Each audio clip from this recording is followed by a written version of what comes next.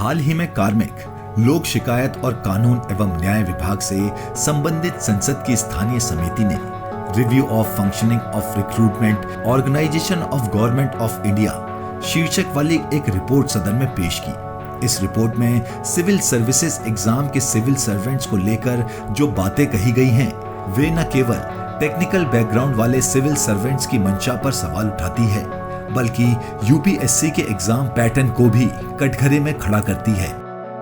हमारे चैनल पर आपका फिर से स्वागत है। समिति की रिपोर्ट से कुछ अहम बिंदु उभरते हैं जिन पर गौर करने की जरूरत है। सिविल सर्विसेज में 70% से अधिक अभ्यर्थी टेक्निकल स्ट्रीम के सफल हो रहे हैं। इससे देश हर साल सैकड़ों टेक्नोक्रेट्स को गवा दे रहा है। सरकार ने सिविल सर्वेंट्स के लिए प्रशिक्षण व्यवस्था में कई महत्वपूर्ण बदलाव किए हैं, लेकिन अधिकारियों की दक्षता, ऊर्जा और तीव्रता में अभी भी सुधार की जरूरत है। एक सिविल सर्वेंट सरकार और आम जनता के बीच इंटरफेस होता है, जिसमें लोगों के प्रति मानवीय भाव और संवेदनशील दृष्टिकोण होना चाहिए। वर्तमान सिविल सर्वेंट्स के पास अपने पूर्व भारतीय सिविल सर्वेंट्स के समान कानून कौशल नहीं है। आईएएस, आईपीएस, आईआरएस और आईएफएस की भर्ती प्रक्रिया पर पुनर्विचार करने का यही समय है। वास्तव में समिति की रिपोर्ट से उभरे ये कुछ बिंदु कई सवालों को जन्म देते हैं। पहला, समिति कहती है कि पहले के सिविल सर्वेंट्स में कानूनी कौशल अधिक था, तो क्या माना जाए कि यूपीएससी में किए गए बदलावों से पहले का एग्जाम पैटर्न बेहतर था? दूसरा, क्या इस लिहाज से यूपीएससी को अपने एग्जाम पैटर्न पर पुनर्विचार करना चाहिए? तीसरा, यूपीएससी ने वर्ष 2011 में जिस उद्देश्य को लेकर एप्टीट्यूड टेस्ट को शामिल किया। चौथा, सीसेट अभ्यर्थियों की analytical skills, interpersonal ability, decision making, aptitude, general mental ability और रीजनिंग एबिलिटी का स्तर जांचने के लिए था। क्या वास्तव में ऐसा हो पा रहा है?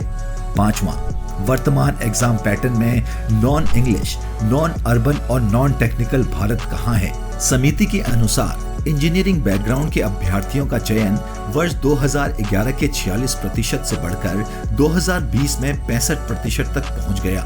ह्यूमैनिटी से चयन इसी अंतराल में 27% से घटकर 23% रह गया था।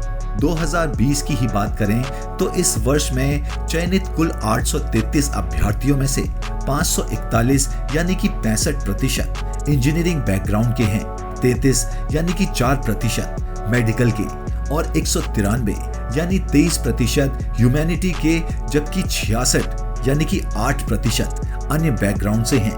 यही यूपीएससी के प्रश्न पत्रों की गहराई में अध्ययन किया जाए तो ये समझना मुश्किल नहीं होगा कि एग्जामिनेशन पैटर्न अंग्रेजी माध्यम और टेक्निकल स्ट्रीम वालों के लिए फेवरेबल है। 3 चरणों में संपन्न होने वाले इस एग्जाम में पहला प्रिलिमिनरी है, जिसमें वर्ष 2011 में सीसेट यानी सिविल सर्विसेज एप्टीट्यूड टेस्ट जोड़ दिया गया। सच्चाई ये है कि यूपीएससी अभ्यर्थियों की analytical skill, interpersonal ability, decision making और एप्टीट्यूड पर फोकस करने के बजाय मैथ्स और रीजनिंग पर फोकस अधिक रहता है।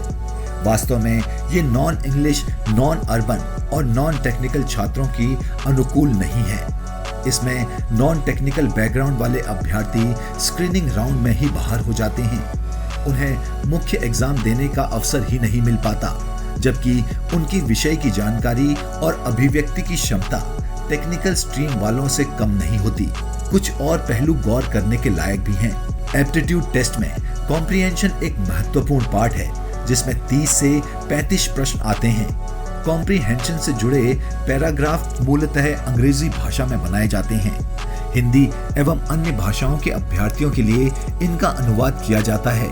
ये भावानुवाद नहीं होता, बल्कि गूगल ट्रांसलेशन जैसा होता है। अनुवाद के बाद उपजे शब्द अनर्थकारी होते हैं।